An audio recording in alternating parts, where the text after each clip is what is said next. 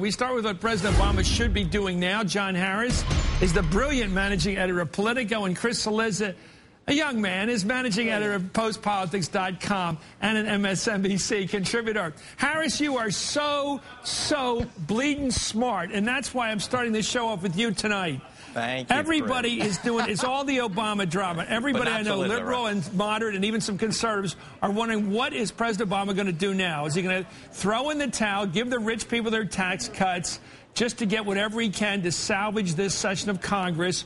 Or is he going to fight like Harry Truman, bring down the government, whatever it takes, fight through Christmas, tell the Republicans to take all the blame for not giving us our tax cuts, and just take it like a man, like some people are saying? I'm serious. Right. It's getting to be almost about masculinity sometimes with the bloggers. So where are you on this?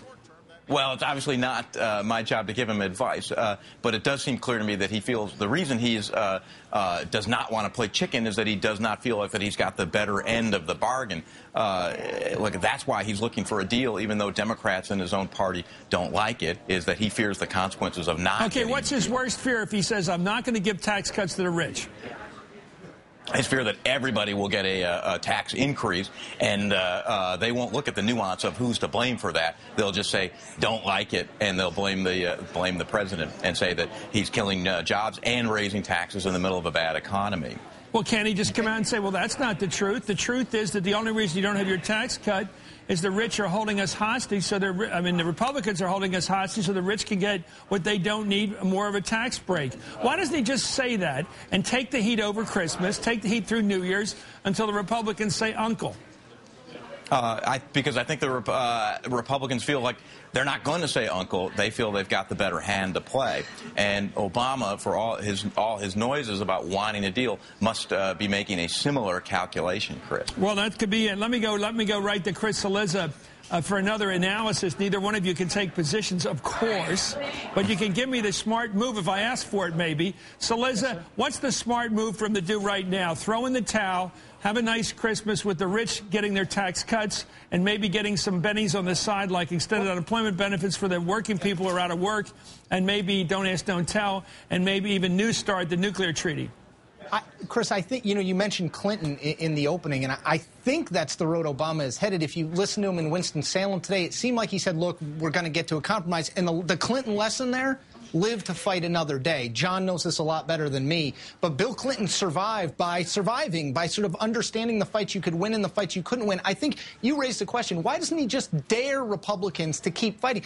Two reasons. One, I don't know that they have the Democratic vote. You saw 4 Democrats on the $250,000 or less cross and vote against them. You saw 4 Democrats on the $1 million or less tax cuts vote against them. And number 2, they still got a majority. But Chris, one quick thing. Politics, you know this better than me. Politics often is about what fits on a bumper sticker. The Republican message out of this is Democrats raise taxes. The Democratic message out of this is, well, we did raise taxes, but only on rich people. It's just a 2-part argument versus a 1-part argument. I hate to say it, but sometimes simple works better than even slightly more complicated in politics. Well, let's take a look at Frank Rich this weekend. He's the brilliant columnist, liberal columnist for the New York Times, used to be theater critic, and he's offering some, I think, theatrical direction to the president. I'm not sure he's right. In fact, I wonder, but here he is. He says the real problem is that he, the president, is so indistinct, no one across the entire political spectrum knows who he is. A chief executive who repeatedly presents himself as a conciliator, forever searching for the good side of all adversaries and convening summits, in the end comes across as weightless, if not AOL. John Harris, do you think that's fair, that this president is weightless? I think it's premature, because nobody would have said that about Bill Clinton. He got a reputation as somebody who would be could meet his adversaries in the middle, but also was willing to stand tough against them. But nobody was saying that about Bill Clinton in late 1994, the equivalent period for Obama now, or even early 1995. The climactic event didn't come until a year from now with the government shutdown. That's when people said, look, Clinton's got the reasonable position, but he's also got spine. So I think you're judging Obama too early in what's really going to be a 2-year-long You mean dance. Frank Rich is? 2 years. And it sounds like maybe you're sympathetic no, to I'm the only idea presenting. that Obama's being wimpy. You'll hear at the end of the show I do believe that Let me go right now to solicit. Frank Rich is being So you don't premature. believe it? You think Frank Rich is too tough? Let me go to show Bill Maher, who's done it kind of in a really sarcastic way. Well, Bill's pretty smart, too, in his own way. Here he is in a kind of a comedic way, sticking it to the president on CNN this weekend. Let's listen to Bill Maher. But I'm so disappointed that he just seems to be another in a long line of Democrats that come across as wimpy and wussy and whatever word you want to ascribe to it, of not standing up for what they believe in enough. You know, it's like this going wobbly. I don't know why Maher's doing it. Everybody's doing this masculine test. Like, it could be the president is right, as John Harris is suggesting he might be. He might be right in knowing he doesn't have enough marbles to beat the Republicans, that in the end they'll beat him on the tax issue, which is their strength, and he's not going into the valley of death, as some people are arguing he should.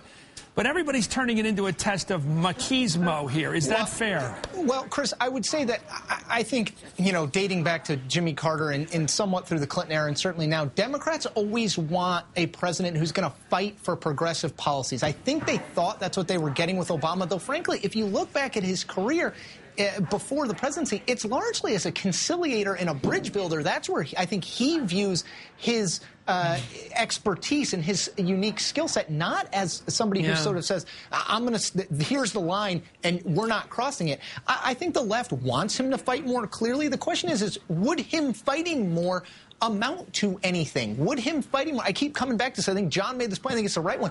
Do they have the votes? Do people like Ben Nelson in Nebraska and these sorts of people who represent states that are clearly conservative, went very strongly Republican in 2010, are up in 2012, do they want to take a series of tax votes? My guess is the answer to that is no.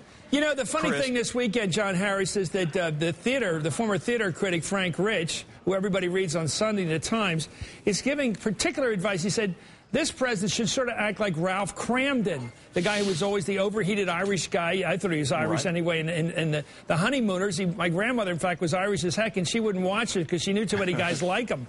And the fact is, this guy was always Alice to the moon. He was going to punch his wife if she fought with him one more time.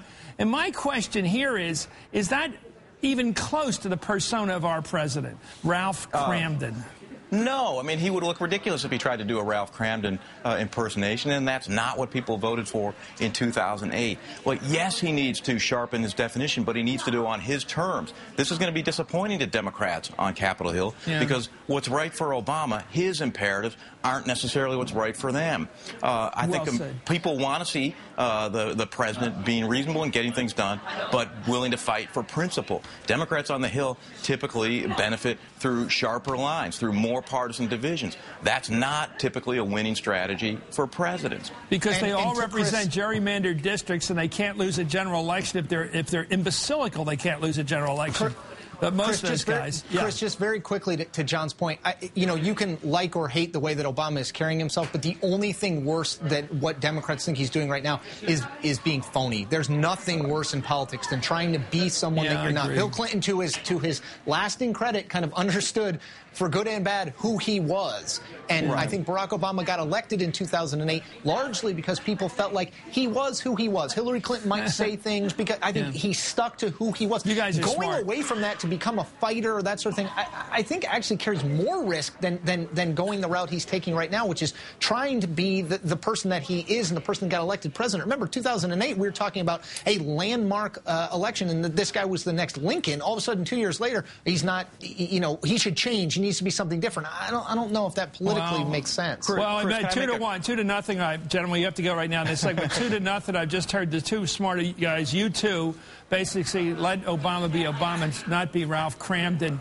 And now we got to let Mr. Cool be Mr. Cool because that's who he is. Anyway, thank you, John Harris, sir. And thank you. Your book, by the way, is called Survivor. It's a great book on Bill Clinton. And, of course, Salizzi, you're brilliant every Sunday, especially.